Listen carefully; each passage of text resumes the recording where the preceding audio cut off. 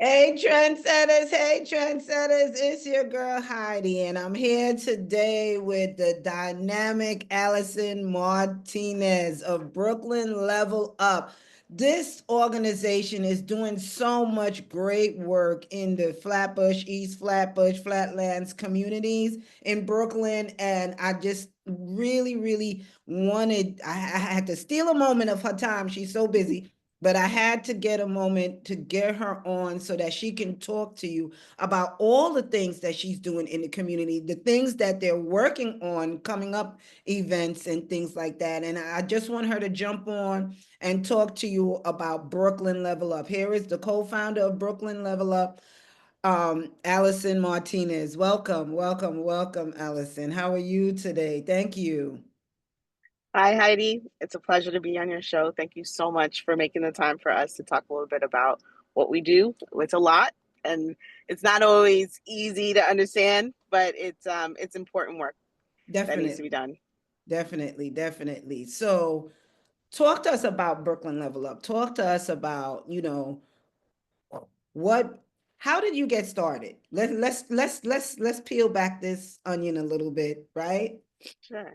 So So, Brooklyn Level Up actually started from being a part of the community board um, land trust. Well, the community land use committee. So for CB17, in about 20, I would say 17, 2018, I joined the board. I wasn't a person who was interested too much in local news. I was more interested in the national picture. But my mother happened to be a former board member. And then I realized, oh, this is actually important to know what's going on locally. I needed to be more involved. And like, honestly, my work before that, I'm a practicing attorney. I was working with a lot of like large companies doing securities law work. And I realized I got more enjoyment out of helping the local Black association get incorporated, helping like my neighbors like solve little problems here and there, like using the my skill set from being an attorney to help address like local problems. And being on that land use committee, I at first didn't know anything at all about land use, but I was like, you know what? We're seeing a lot of change going on in our community. We have senior citizens who are coming, crying, complaining about the developer coming next door who is basically usurping their property, putting up scaffolding, attaching their hose to their, water, using their electricity without any idea of how to combat them. And we realized that there was so much work to be done. There's so much change happening so rapidly, but it couldn't all be housed within the committee. It had to be its own organization. And honestly, 2020 in May, when we were really in the midst of COVID, that's where we had the reset time where I could actually sit and say, you know what, let me build an organization that addresses what I care about, what we want to do, which is really community building and community development. And that's when Brooklyn Level was formed. It started with, let me help seniors at that time get a vaccine. We knew that there was basically a battle royale where people were expecting senior citizens who we know are not the populations who are online to be able to get an appointment. We had a database. I had a friend who had a coding connection, so I would get my phone pinged when new appointments were available. We could schedule them, find ride assistance for them, get them, print out their appointment schedule, get that to them. And it was a whole process where we helped seniors, and it turned out to be everyone in the community needed that support. Then it became helping, working with the Commerce Committee of CB17 to help small restaurants reopen. I would get on the calls that the city would have with all the changing regulations around social distancing and how to open safely. We created like a clickable toolkit that we use to help do space audits, create like logs for cleaning schedules, all those things for the small restaurants in our area. And it just became like, oh, our job is to help plug in those gaps between government regulations, rules, and opportunities, and make them explainable and easy for people in our community to work with. And then it's spawned to now over these 5 years where Brooklyn Level Up now has a small business incubator that we run in conjunction with the Rugby branch of the public library. It's a wellness-based program that has like a peer-to-peer mentorship and a curated book collection, because we want our programs have to address like the needs of real people, not just in business, but their quality of life as well. We are building a community land trust, which is about affordable housing and commercial space and a community access to gathering spaces. And lastly, from that work has spawned what is our newest and initiative, which really can encompass a lot of things, which is Brooklyn Level Up Cultivate. And that is our environmental justice arm, where we try to create projects like our paid youth soil testing program to go around and basically test soil in our community, which is high levels of Black home ownership, but also third highest when it comes to lead in its soil. But people grow food, and we need to make sure that the food they're growing is done safely, but provide opportunities for young people to get, connections and understanding about the green economy jobs that are really their future. Wow. I did manage to see a lot. It's so much. I know that you just rattling off, different things. I want you to go back and explain to our audience what is a community land trust. When you throw out there, you've been working with this so long, but what is community land trust for our audience that doesn't understand the philosophy behind that? Right. So our community land trust is actually a non-profit organization that's community led. That's the most important piece, and it's really about community ownership. It is, how do we build community assets, preserve existing buildings and spaces that meet community needs, and most importantly, keeps them affordable and avoids as much as possible displacement of people who are in communities. They're models all around the world, but there's certain models that we like, such as the Kensington Corridor Trust, which is based in Philadelphia, because that one has like a commercial edge to it, but it's ways for communities to own property collectively, be responsible for stewarding them, and keep deep affordability for residential, commercial, and in our case, also environmental needs.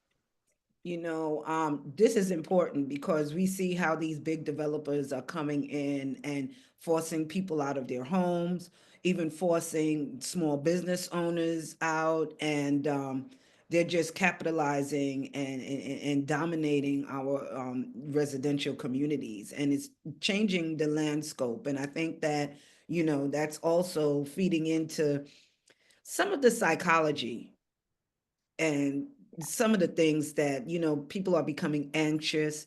The building going up so high is changing what we know. And you said something really important about green space.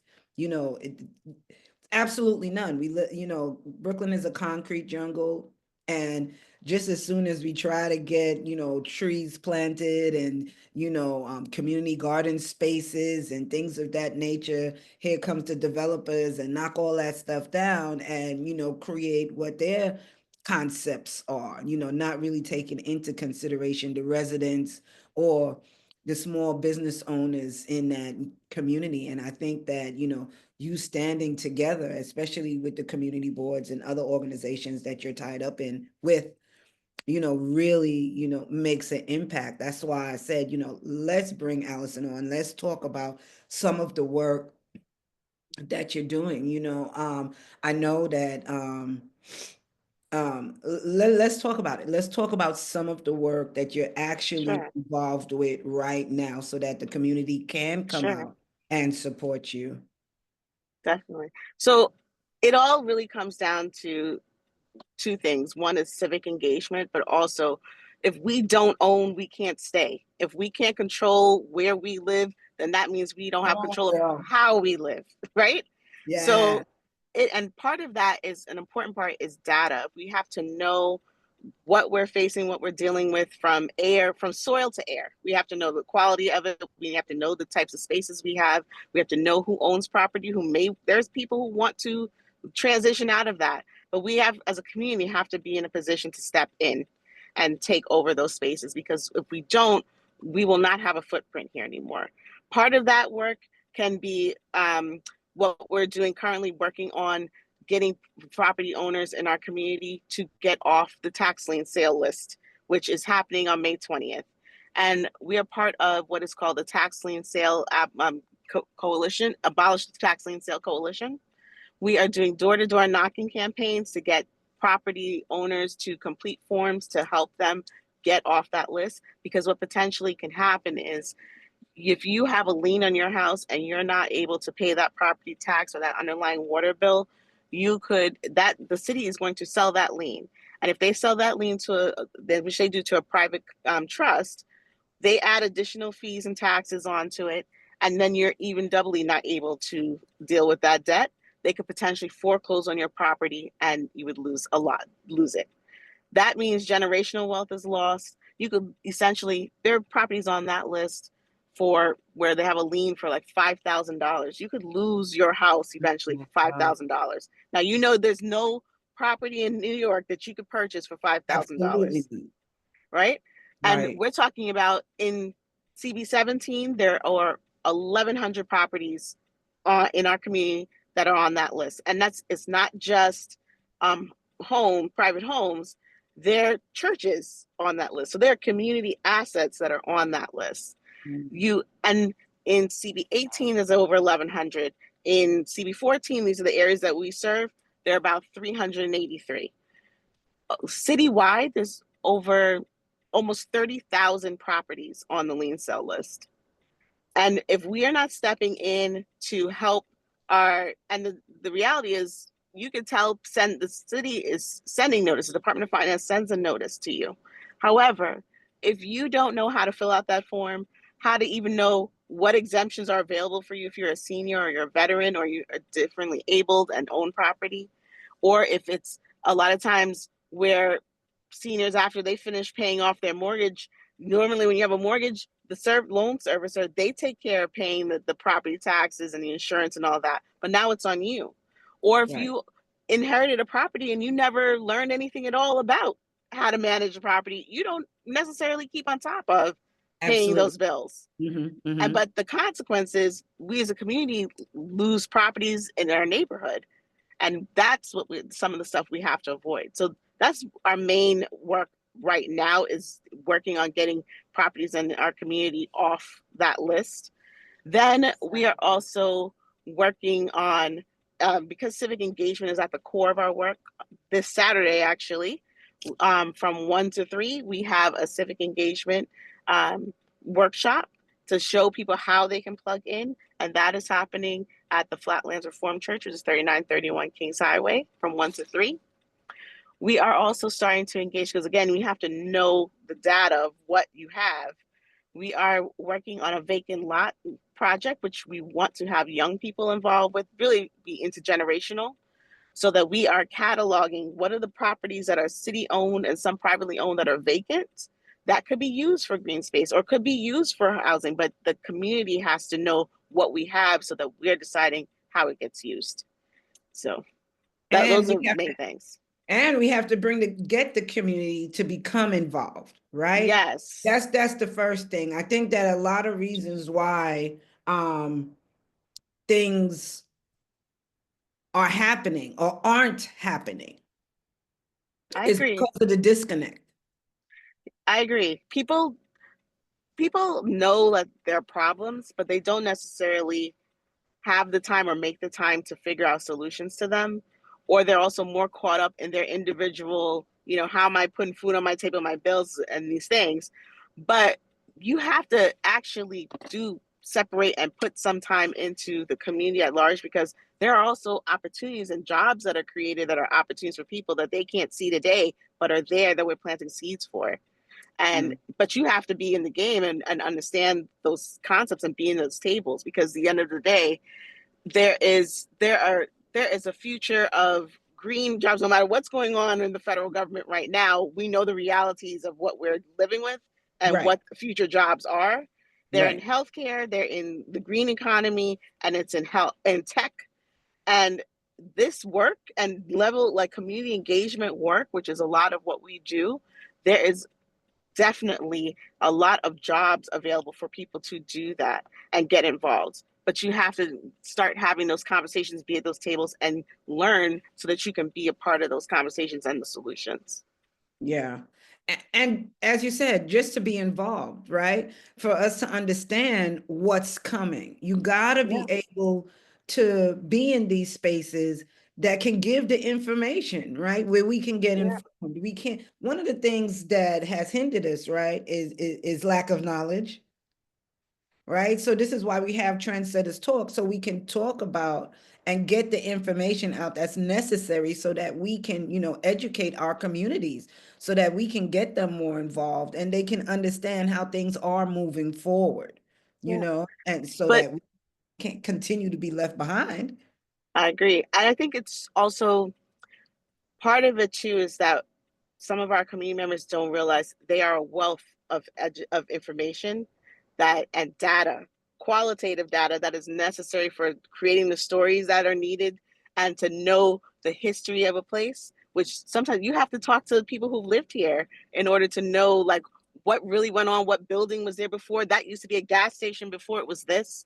So like some of our programming, like we have a paid youth in, so like I said, a soil testing program where because of doing that work in the community, we learned about a fig farm that existed before it was housing. So we Wow. knew like why these particular property next door still had fig trees. Like, but learn that data of knowing what the ground was underneath is very important information to know about what we can build or what we may need to address with the soil if we build something else in the future.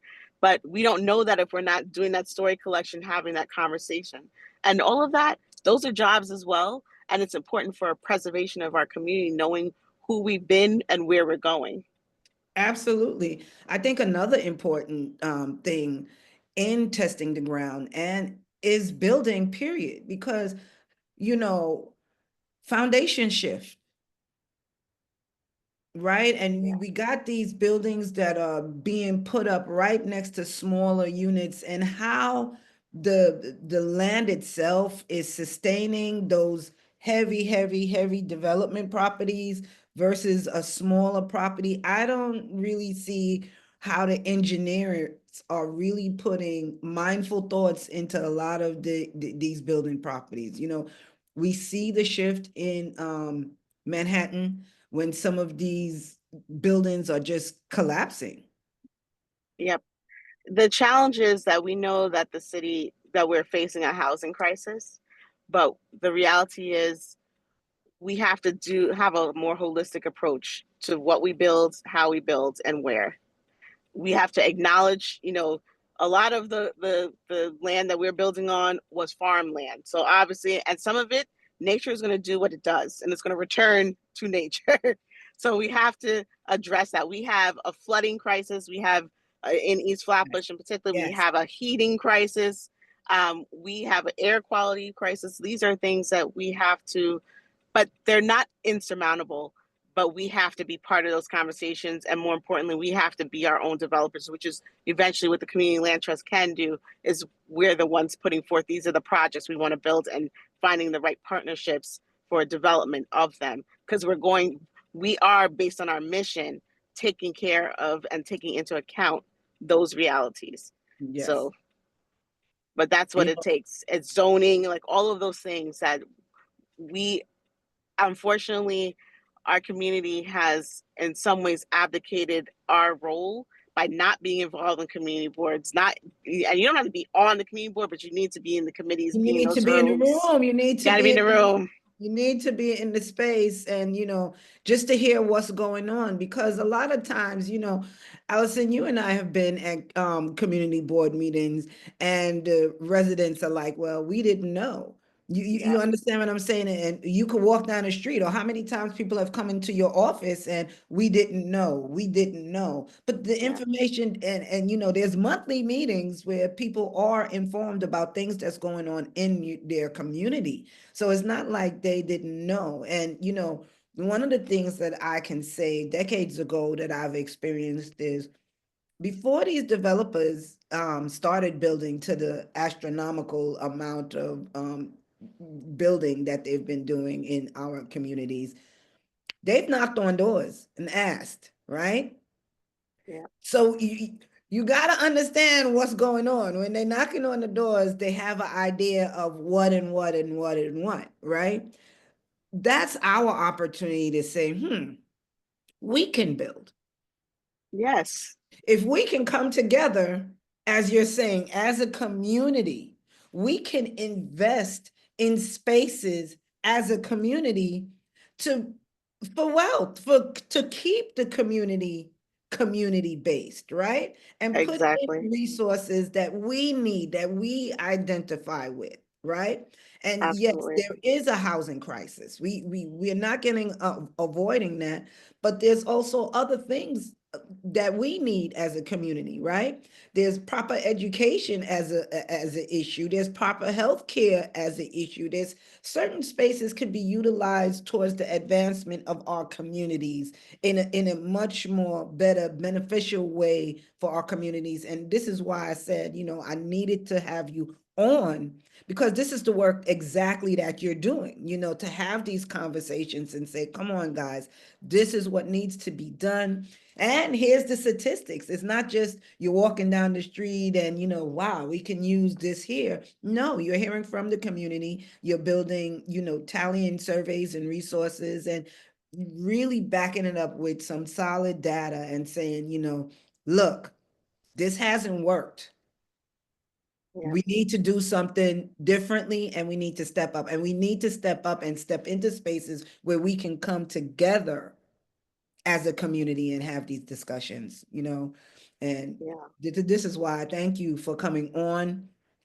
Again, you do work with small businesses. Mm. I went on the website and found some information about, funding. You sit down and help people with getting their own personal finances together. Yeah. Right. I've seen that as well. I went on the website, and like you said, you are doing projects with youth as well. So if you have youth that's out there that want to get involved with some, just drop in. Where are you located so they can come into the office to see Then what that's the thing. We work virtually. So we leverage community partnerships because we too believe in the ownership model. So I'm not interested in taking a lease. I'm interested in having a mortgage. I hear So, you. I hear you. I hear yep. you. I hear you. So So you that's can reach great. out to us though via email at info@bklvlup.org. You can call us at 917-680-6964. And really, we're looking for an intergenerational approach to people who care about this community, who want to get involved, want to learn more.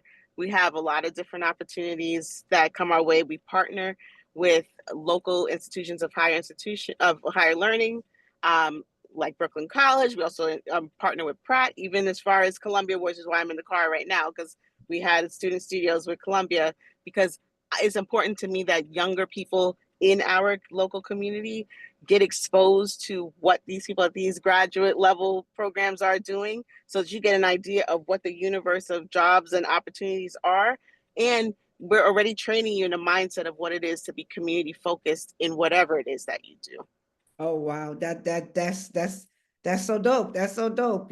Just thinking future forward and understanding that the youth plays the role, the role in the whole dynamic of our future is just very, very, very important in how our community is going to, move forward. So we thank you again, Allyson. I'm going to put up all your information about Brooklyn Level Up when we post this. Is there anything, please talk to the community about how important it is, again, to be in spaces that, they can hear the conversation that's impactful towards the community.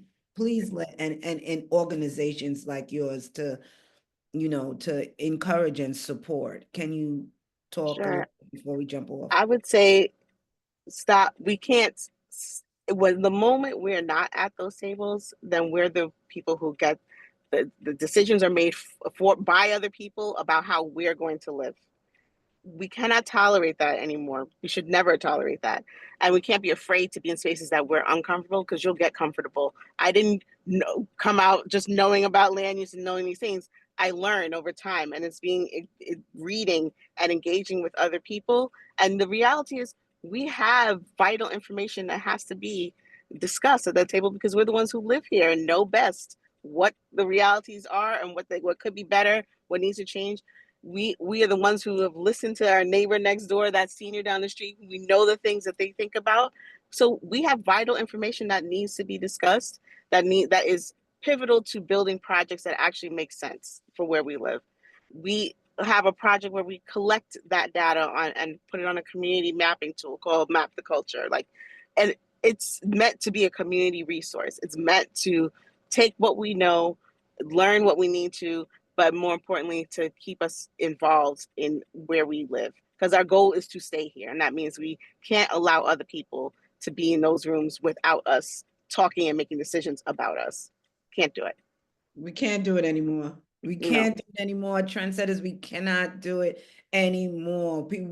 We have to stand up. We have to have a voice. We have to be heard, and we have to be understood, right? And that's important because they are making decisions and have made decisions about what they believe may be most important, and what's important to some may not be most important to all. And this is what we've seen for years and years and years and years down the line. So to nip it in the bud, we have to come out, we have to get educated ourselves, right? And the education doesn't only come from books, it comes from conversation, it comes from being in spaces that allows you to understand what is what. And, again, you curate these spaces, you have all these workshops, you have all these things, programs going on throughout the Flatbush, East Flatbush community, Flatlands community, and you're extending yourself. I know that on paper, this is what it says, right? But you're willing to go beyond, and spread because I've seen you in other spaces outside of Yeah. those CBs, so I thank you. I thank you for the work that you're doing. I thank you for, and the work that you continue to do. And I wish you all the best and success. And anytime that you're having anything, shoot me a flyer. I'll put it up so that people can come out. And if you want to do like a little infomercial, you got the platform, you could come on and say, this is what we do, and you guys got to come out. Again, you're going to be out there doing a civic engagement thing on Saturday. Where? It's going to be at Flatlands Reformed Church, which is at 3931 Kings Highway, from 1 31 to 3. from 1 to 3. 39, 31. 31 Kings Highway. Wait, Yeah. 31, 30, 30. You heard 39, what she 31. said. You heard what she said. I'll write it. I'll write it. I'll write it out when we post a video. You But if guys. you want to help on the tax lien sale, get door knocking to neighbors and letting people know, let's help you, we can use that help. If you want to come help catalog these vacant lots in our communities, we're more than welcome. We're You're more gonna than welcome to talk. come We're out. gonna talk. Maybe there's something Mm-hmm. that you and I could collab on when we get off. All right, Trendsetter. Definitely. I'm getting off. I'm getting off. I'm getting off. Thank you again, Allison. Thank you again Thank you. thank you. See y'all later, Trendsetters. We out. Peace.